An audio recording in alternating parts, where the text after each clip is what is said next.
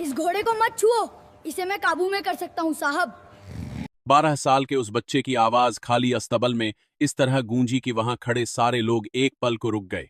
घोड़े ने जमीन पर जोर से खुर मारे, लोहे की नाल और कंक्रीट की फर्श टकराई, चिंगारी सी आवाज आई।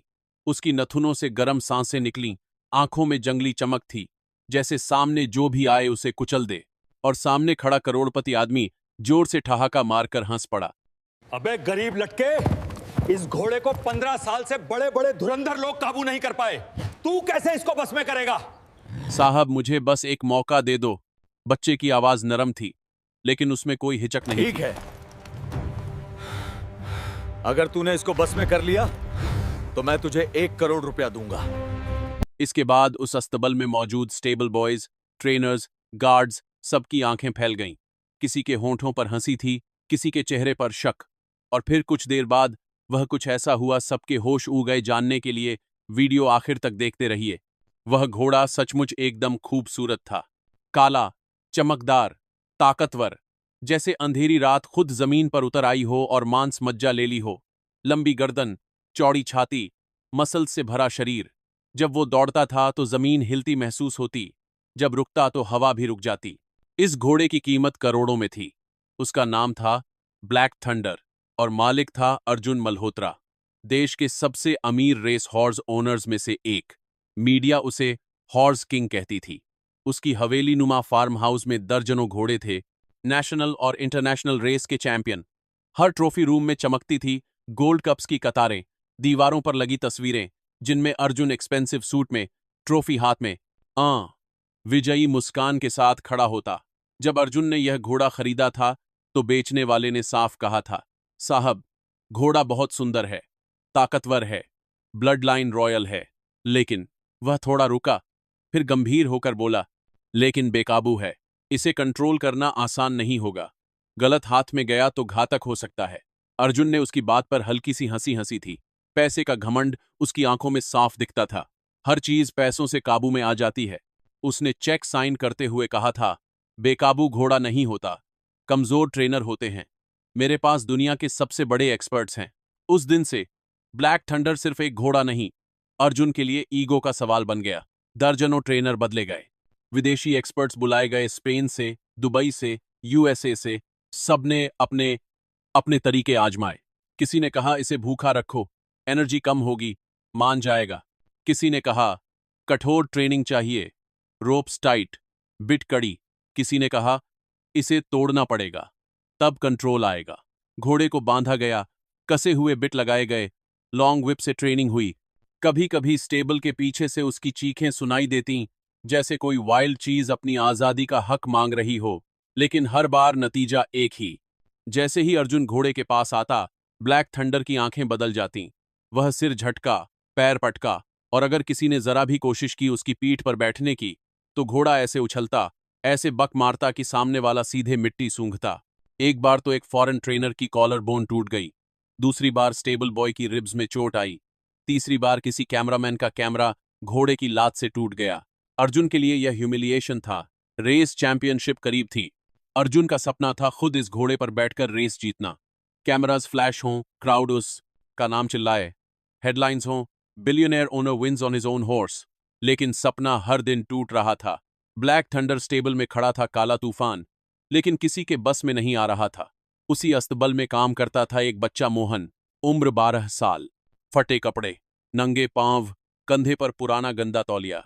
उसका काम था घोड़ों को चारा डालना, उनकी लीद साफ करना, पानी भरना, अस्तबल बुहारना और कभी कभी घोड़ों की आंखों से मक्खी भगाना। अर्जुन के लिए वह बस ओए छोटू था, लेकिन मोहन ने पहली नजर में ही कुछ महसूस कर लिया था। जब भी वो ब्लैक थंडर के पास जाता, दूर से ही उसे घोड़े की आंखों में सिर्फ गुस्सा नहीं, दर्द भी दिखता। एक दिन जब बहुत चोटिल ट्रेनर आकर घोड़े को गालियां दे रहा था, जंगली, कमीना, हरामी घोड़ा, मोहन स्टेबल के कोने में खड़ा सब देख रहा था। उसकी छोटी छोटी उंगलियां रस्सी पकड़े पकड़े कस गईं। आखिरकार उसने हिम्मत करके अर्जुन से कहा, साहब घोड़ा बदतमीज नहीं है, इसे कुछ दर्द है। अर्जुन ने मुड़कर देखा, महंगे जूते, इंपोर्टेड घड़ी, ब्रांडेड चश्मा। उसने ऊपर से नीचे तक मोहन को देखा, लड़के की हड्डियां, नंगे पैर, फटी शर्ट, आंखों में हिम्मत। तू मुझे घोड़ा सिखाएगा? अर्जुन की आवाज में तिरस्कार था। तेरे बाप दादों ने घोड़े पाले हैं क्या? मोहन चुप हो गया। उसने न सिर झुकाया न जवाब दिया, लेकिन उसकी आंखें ब्लैक थंडर पर ही टिकी रहीं। मोहन का बैकग्राउंड कोई नहीं जानता था। वो सिर्फ स्टेबल का लड़का नहीं था, वह एक किसान का बेटा था। उसका गांव शहर से बहुत दूर नहीं, लेकिन जिंदगी से बहुत दूर था। मिट्टी का घर, टीन की छत, छोटे सा आंगन। वहां उसकी गाय, बकरी, 2 भैंसें और 3 छोटे छोटे देसी घोड़े थे। उसके पिता रामपाल घोड़े पालते और खेत जोतते थे। वो कहा करते, जानवर मार से नहीं भरोसे साधता, एक काबू में आते हैं। मोहन ने अपने पिता को देखा था, कैसे वे पास जाते, पहले घोड़े के माथे पर हाथ फेरते, फिर धीरे से उसके कान के पास कुछ बोलते, फिर हल्की सी थपकी देकर उसकी पीठ सहलाते, और वह जंगली दिखने वाला घोड़ा कुछ मिनटों में शांत, भरोसे से भर जाता। मोहन जानता था, अगर जानवर की आंखों में डर हो तो वो हमला करेगा, अगर उसकी आंखों में भरोसा हो तो वो जान भी दे देगा। लेकिन कुछ साल पहले ड्राउट में खेत सूख गए, कर्ज बढ़ गया, फसल बर्बाद हुई। रामपाल ने शहर के एक बिचौलिए से पैसे लिए, ब्याज बढ़ता गया, घर गिरवी हो गया, और एक दिन मजबूरी के दौर में रामपाल ने शहर में स्टेबल में काम पकड़ा। फिर वहीं मोहन भी आ गया। कुछ महीने बाद रामपाल बीमार पड़े, हार्ट अटैक। मोहन अनाथ जैसा रह गया। स्टेबल ही अब उसका घर था। वो दिन में घोड़ों के बीच, रात को अस्तबल के कोने में पुरानी चादर ओढ़कर सो जाता। घोड़ों की सांसों की आवाज, उनके खुरों की टकटक, उनकी ओकेजनल हिनहिनाहट, यही उसकी लॉरी थी। एक रात जब अरियर वेजेस को लेकर स्टेबल में टेंशन था, सारे लोग सो चुके थे, नींद नहीं आ रही थी। बाहर हल्की बारिश हो रही थी, अस्तबल के टीन की छत पर बारिश की बूंदें बज रही थीं। मोहन से रहा नहीं गया। वह चुपके से उठा, बैरफुट ही स्टेबल में चला आया। हल्की पीली ट्यूबलाइट जल रही थी, अंधेरे और रोशनी का अजीब मिश्रण। ब्लैक थंडर कॉर्नर वाले स्टॉल में खड़ा था। उसकी आंखें अब भी जागी हुई थीं, नथुने फड़फड़ा रहे थे, कभी कभी वो टेल फटकार देता। मोहन धीरे धीरे उसके स्टॉल के दरवाजे के पास पहुंचा। कोई ट्रेनिंग नहीं, कोई रस्सी नहीं, कोई चाबुक नहीं, बस वह था। और घोड़ा, वह कुछ दूरी पर जमीन पर ही बैठ गया, घोड़े की तरफ नजरें शांत रखीं। डर मत, मैं तुझे हाथ नहीं लगाऊंगा जब तक तू खुद न चाहे, उसने धीरे धीरे कहा। आवाज आर में एक अजीब सी मिठास थी जो शायद घोड़े के कानों तक पहुंची। उसने अपने पिता की तरह कुछ शब्द दोहराए। तुझे दर्द हो रहा है ना? किसी ने बहुत कसकर लगाम बांधी ना? तू बुरा नहीं है, तू बस डरा हुआ है। कुछ देर तक घोड़ा उस पर घूरता रहा, फिर धीरे धीरे उसने अपनी गर्दन नीचे की। मोहन ने उसके खुर देखे, किनारों पर हल्की सूजन, उसकी पीठ पर पट्टे के निशान, जहां सैडल कसी जाती थी वहां त्वचा छिल गई थी। मोहन ने हाथ आगे नहीं बढ़ाया, बस पास बैठकर बातें करता रहा। कभी कभी वही बातें जिन्हें कोई इंसान समझ ना पाए, लेकिन घोड़ा समझे। मैं भी डरता हूं जब मुझे मारते हैं, लेकिन अगर कोई प्यार से हाथ रखे तो मैं उसके साथ चला जाता हूं। उसने जेब में से गुड़ का छोटा टुकड़ा निकाला, धीरे से सामने रखा। घोड़े ने पहले तो सूंघा, फिर हल्के से वह गुड़ उठाकर खा गया। उस रात ऐसा कुछ नहीं हुआ कि स्टेबल स्टाफ अगले दिन कहानी सुनाते। कोई चमत्कार नहीं, कोई स्टंट नहीं, बस एक बच्चा था और एक घोड़ा। लेकिन कुछ बदल चुका था। अगली सुबह अर्जुन जब आया तो उसने नोटिस किया, ब्लैक थंडर पहले की तरह हाइपर नहीं लग रहा था। वो खुर तो मार रहा था, लेकिन रैंडम नहीं। उसकी बॉडी लैंग्वेज में पैनिक कम, एनर्जी ज्यादा थी। एक ट्रेनर ने आंखें मलते हुए कहा, साहब, रात को मैंने देखा था, वो बच्चा आया था। मोहन घोड़े के पास बैठा था। अर्जुन के माथे पर शिकन आई। मतलब स्टेबल बॉय? हाँ साहब। अर्जुन के मन में इरिटेशन और क्यूरियोसिटी दोनों आए। उसे बुलाओ। मोहन को सामने लाया गया। अर्जुन ने सिगार हवा में घुमाते हुए कहा, तू बहुत होशियार बन रहा है। हाँ। मोहन चुप रहा। उसने अर्जुन की आंखों में आंखें नहीं डाली, लेकिन जमीन भी नहीं देखी। कहीं बीच में, सम्मान और स्वाभिमान के बीच की रेखा पर, जो तू कल चिल्ला रहा था, घोड़े को द रद्द है वगैरह, अर्जुन ने मॉकिंग टोन में कहा। फिर अचानक कुछ सोचकर बोला, अगर तू इस घोड़े को काबू में कर दे तो तुझे 10 करोड़ दूंगा। पास खड़े सब लोग ऑलमोस्ट हंस पड़े। 10 करोड़ एक मजाक जैसा लगा। मोहन ने शांति से कहा, पैसे नहीं चाहिए साहब। अर्जुन ने भौं चढ़ाई। क्या पैसे नहीं चाहिए? मोहन ने दोहराया। बस 1 महीना दीजिए, इस घोड़े के साथ रहने का। कोई इसे बीच में मार नहीं सके, इतना भरोसा दीजिए, बस। अर्जुन पहली बार थोड़ा कंफ्यूज हुआ। उसे लगा था कि बच्चा लालच में हाँ बोल देगा, लेकिन यह कुछ और ही खेल था। ठीक है, वह बोला, लेकिन अगर 1 महीने बाद भी ये घोड़ा मेरे ऊपर बैठने नहीं देता तो तू स्टेबल से बाहर होगा, समझा? हाँ साहब, मोहन ने बिना हिचक के जवाब दिया। 1 महीना। उस 1 महीने में स्टेबल के लोगों ने जो देखा वह किसी एक्सपेंसिव फॉरेन ट्रेनर ने नहीं किया था। मोहन रोज सबसे पहले स्टेबल में आता, सबसे आखिर में जाता। वह ब्लैक थंडर के स्टॉल के बाहर ज्यादा वक्त बिताने लगा। उसने घोड़े को घुमाया, नहीं दौड़ाया, उससे बातें की, नहीं चीखा, कभी उसे छूने की कोशिश नहीं की।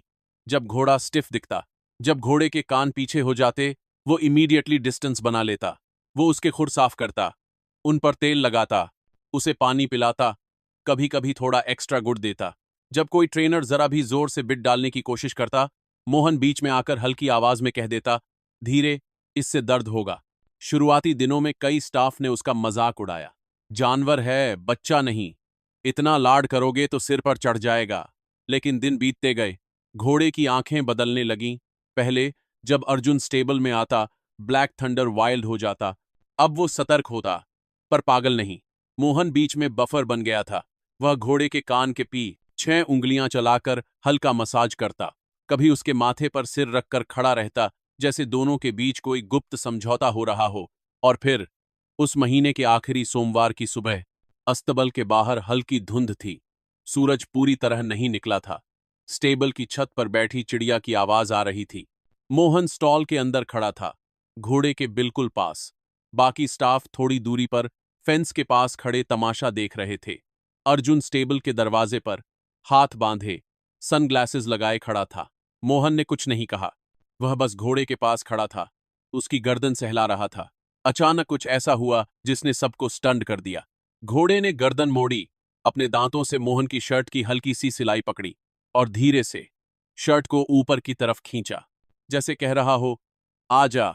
मोहन पल भर को फ्रीज हुआ, फिर हल्की मुस्कान उसके चेहरे पर फैली। वह धीरे से, बिना जल्दबाजी, घोड़े की पीठ पर चढ़ गया। कोई सैडल नहीं, कोई रेन्स टाइट नहीं, बस बेयरबैक एक लड़का, घोड़े की गर्म पीठ पर बैठा हुआ। पूरा अस्तबल सन्न हो गया। किसी के हाथ से बकेट गिर गई, किसी के मुंह से हे भगवान जैसा शब्द निकला। ब्लैक थंडर ने एक बार गर्दन झटका, फिर दौड़ पड़ा। लेकिन इस बार उसकी दौड़ वाइल्ड नहीं थी, कंट्रोल में थी। वह स्टेबल की बाउंड्री के अंदर गोल घूम रहा था। मोहन उसके ऊपर आराम से बैठा, बिना डर, बिना घबराहट के, जैसे बचपन से ऐसा ही कर रहा हो। उसकी हथेलियां घोड़े की गर्दन पर थीं। उसने बिट खींचा भी नहीं था, सिर्फ बोल रहा था, शाबाश, आराम से, अच्छा लड़का, धीरे। घोड़े के कान हल्के हल्के पीछे आगे हो रहे थे, जैसे वो हर शब्द सुन रहा हो। अर्जुन के हाथ सचमुच कांपने लगे। उसे पहली बार रियलाइजेशन हुआ, इतने करोड़ों लगाने के बाद भी, इतने एक्सपर्ट्स बुलाने के बाद भी, इतना मारने पीटने के बाद भी, जिस चीज ने घोड़े को कंट्रोल किया वह था भरोसा। उसने धीरे से पूछा, तूने क्या किया? मोहन ने घोड़े से उतरकर उसकी गर्दन थपकी, उसकी आंखों में देखकर कहा, कुछ नहीं।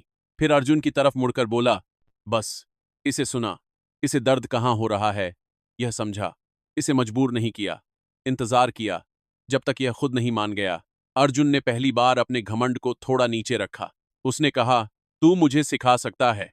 मोहन ने सिर हिलाया, साहब इसे 1 हफ्ता दीजिए, जबरदस्ती मत कीजिए, इमोशन से जुड़िए। अर्जुन हंसना चाहता था, लेकिन हंस नहीं पाया, क्योंकि जो चीज उसके सारे पैसे नहीं कर पाए थे वह इस बच्चे की इमोशन ने कर दिखाई थी। अगले कुछ दिनों तक मोहन सिर्फ घोड़े के साथ नहीं, अर्जुन के साथ भी काम करने लगा। पहली बार अर्जुन ने महंगे सूट छोड़कर सिंपल टी शर्ट पहनकर स्टेबल में समय बिताया। उसने घोड़े के माथे पर हाथ फेरा, पहली बार उसे आंखों में देखकर कहा, मुझे माफ कर, मैंने तुझे सिर्फ ट्रॉफी की तरह देखा। मोहन ने उसे सिखाया, जब आप उसके पास जाते हैं तो आपका डर, आपका घमंड, सब वो महसूस करता है। आप जितना उसे जीतना चाहेंगे वो उतना आपसे भागेगा।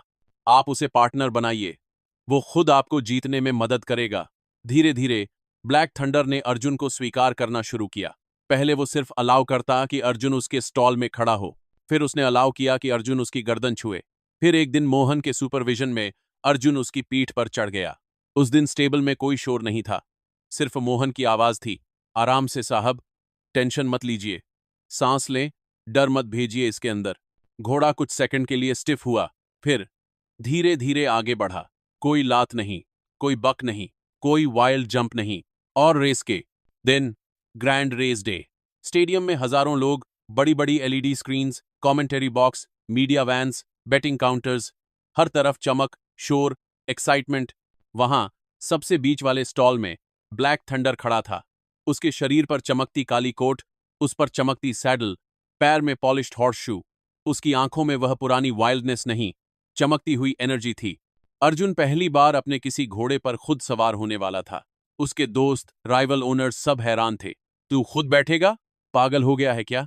लेकिन अर्जुन मुस्कुरा रहा था। उसके पीछे स्टेबल गेट के कॉर्नर पर मोहन खड़ा था।